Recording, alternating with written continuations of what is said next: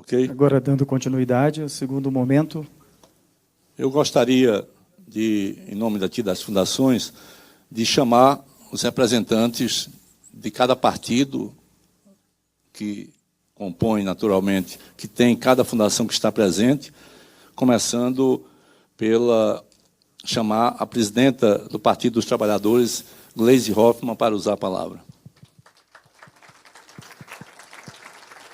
É Juliana?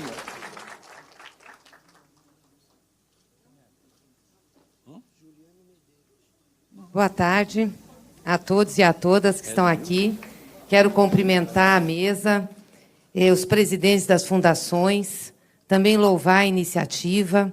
Conversamos muito sobre essa iniciativa e a importância disso, que as fundações pudessem estar reunidas para pensar e para analisar e para investigar o que está acontecendo. Então, saúdo com muita alegria que nós estamos vivendo aqui. E falar de democracia, para nós, é muito caro. Para nós que estamos aqui, somos militantes de esquerda, de centro-esquerda, de setores progressistas. Tanto a democracia formal, como se referia aqui o Ricardo, que é a democracia eleitoral, que é a democracia que nós estamos convivendo já desde a edição da Constituição de 88, eu diria até uma democracia de baixa intensidade, como a democracia social. Porque a democracia é diversa no entendimento de muitas pessoas. O que é democracia para nós que temos comida na mesa e o que é democracia para aquele que tem que ir atrás do trabalho e não tem um salário para comprar as coisas no final do mês e alimentar seus filhos. Os valores são diferentes e nós temos que entender essa complexidade. Como disse o Márcio, nós temos uma história de 500 anos.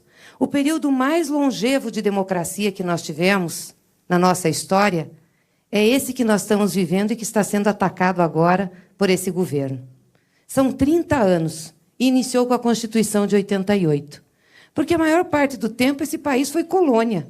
Depois passamos por uma república, passamos por momentos democráticos, mas a maior parte do tempo não era o povo que se manifestava, nem nas urnas e nem diretamente.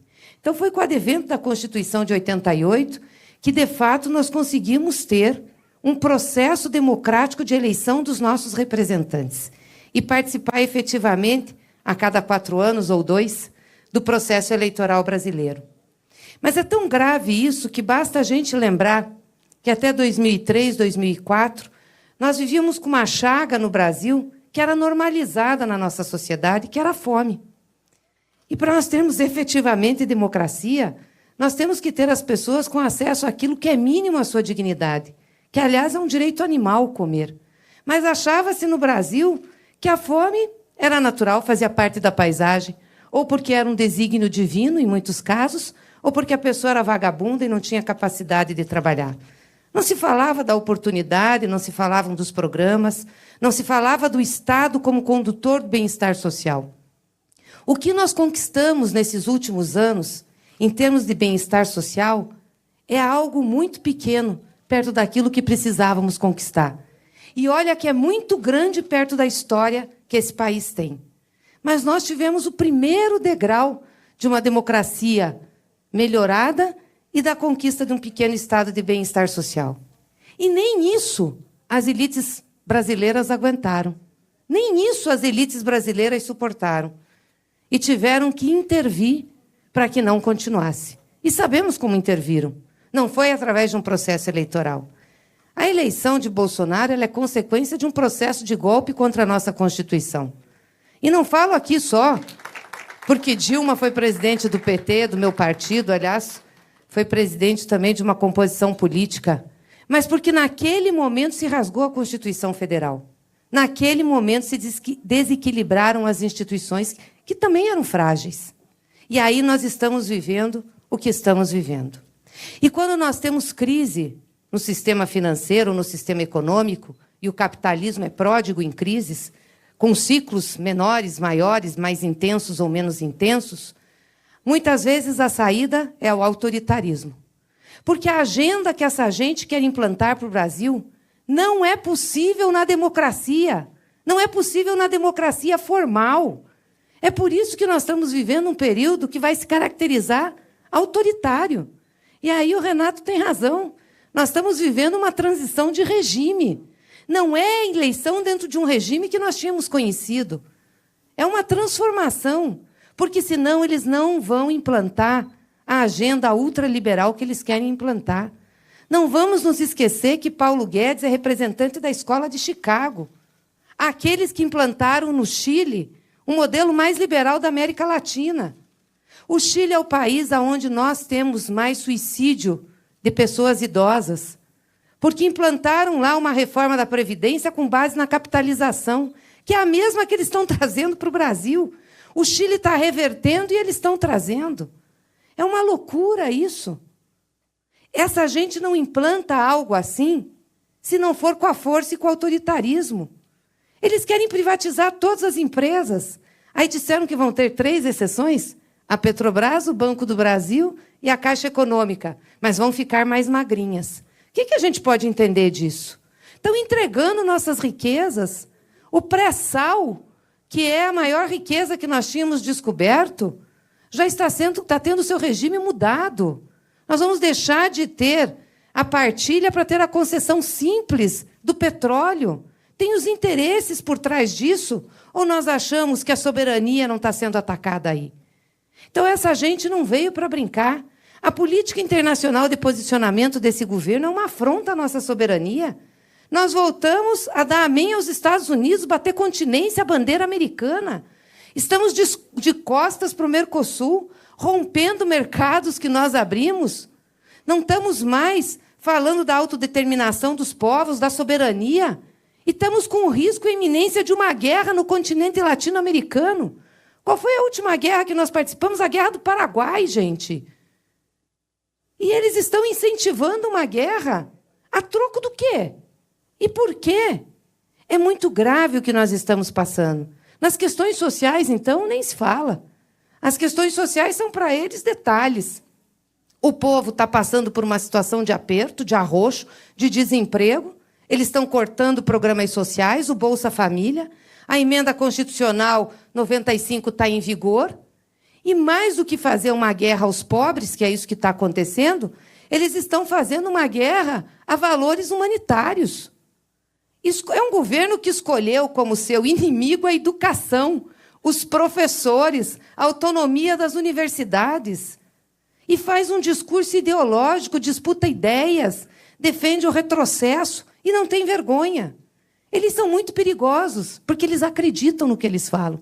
Esse é o problema. Eles acreditam no que eles falam e disputam a ideia na sociedade. Por isso a importância da gente estar aqui, porque nós vamos ter que fazer um debate de ideias. Nem sempre é fácil. Às vezes é controverso, às vezes é difícil, às vezes a gente não tem posição semelhante em tudo, mas essas ideias são fundamentais para a gente não perder o rumo da onde nós queremos chegar, para saber o que está em jogo.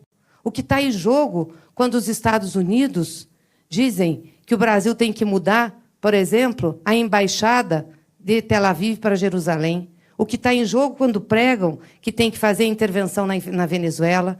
O que está em jogo quando dizem que o Mercosul não tem que ser valorizado. Isso tudo tem, sim, um objetivo de desestabilização. E nós precisamos entender.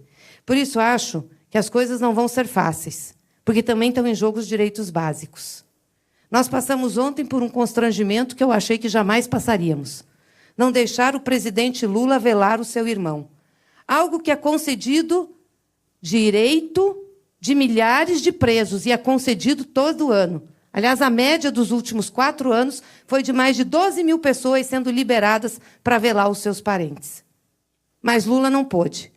Por quê? Porque Lula desestabilizaria? Porque é o inimigo? Assim como nós temos outros direitos. Como explicar o assassinato de Marielle e a ligação dos bolsonaros com as milícias no Rio de Janeiro? Até agora isso não foi esclarecido, é um escândalo. É um escândalo. Como pode Jean Willis sair do país e dizer que não se sente seguro sendo um parlamentar? Que mundo nós estamos vivendo? Então nós vamos ter que estar muito unidos, mesmo a gente tendo divergências de posicionamento ou mesmo de caminhada. Mas eu sei que nós temos convergência maior aqui, que é a convergência em um projeto de um país democrático. E estamos agora pedindo a democracia formal, porque nem com essa eles convivem. Um país democrático, um país que respeite a soberania, que respeite os direitos básicos das pessoas e que respeite os trabalhadores. Nós não podemos ceder 1 milímetro e nós temos que lutar. E, como você disse, Ricardo, podemos começar poucos, mas nós já fomos poucos e nós já ousamos. Nós já usamos a enfrentar uma ditadura, muitos dos nossos morreram. E já usamos em outros momentos lutar. Os nossos negros, nossa população indígena, os nossos LGBTs já ousaram. E por isso nós chegamos até aqui. Então, a história, muitas vezes, é feita de indas e vindas. Mas eu tenho certeza que as nossas idas são maiores. Por isso, saúdo com grande entusiasmo o Observatório da Democracia, que ele possa ser um instrumento para congregar aqui outros observatórios que já existem, possa ser um instrumento para congregar a nossa resistência parlamentar, os movimentos sociais, estou vendo aqui o MST, para congregar tudo isso e para que a gente se torne resistente na luta. E eu não tenho dúvida que a luta vai sempre nos fortalecer.